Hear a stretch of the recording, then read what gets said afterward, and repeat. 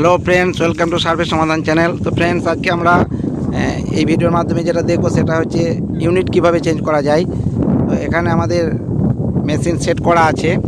আমাদের total station হচ্ছে Topcon, model number GM55।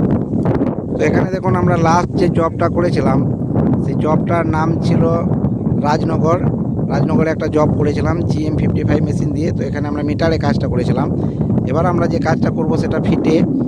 অতএব আমরা ফিট ইউনিটটা কীভাবে চেঞ্জ করবো, মেশিন এমনই নর্মাল মোডে থাকবে। নর্মাল মোডে থাকলে মেশিনটা আপনার স্ক্রিনটা এইভাবে দেখাবে। এই অবস্থায় আমরা কি করব, এখানে দেখুন কনফিগারেশন বলে একটা অপশান আছে,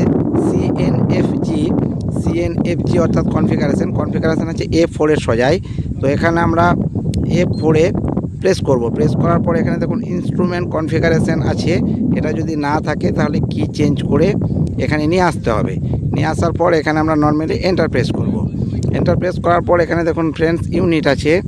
তো ইউনিটে গিয়ে আমরা এন্টার প্রেস করব। এন্টার প্রেস করার পর ফ্রেন্ডস এখানে দেখুন টেম্পারেচার, প্রেস, অ্যাঙ্গেল, ডিস্টেন্স ইত্যাদি আছে। এখানে ডিস্টেন্সটা কিসে আছে দেখে নিতে হবে। ডিস্টেন্সটা এখানে আছে আমাদের মিটারে।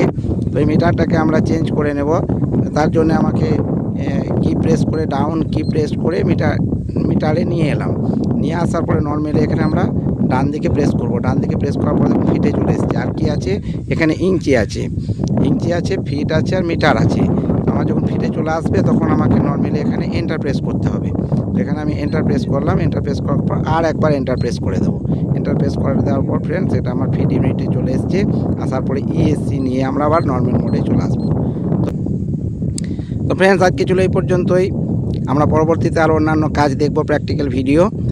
তো চ্যানেলটা যারা সাবস্ক্রাইব করেন অবশ্যই সাবস্ক্রাইব করবেন, ভিডিও লাইক এবং শেয়ার করবেন। অনেক অনেক ধন্যবাদ।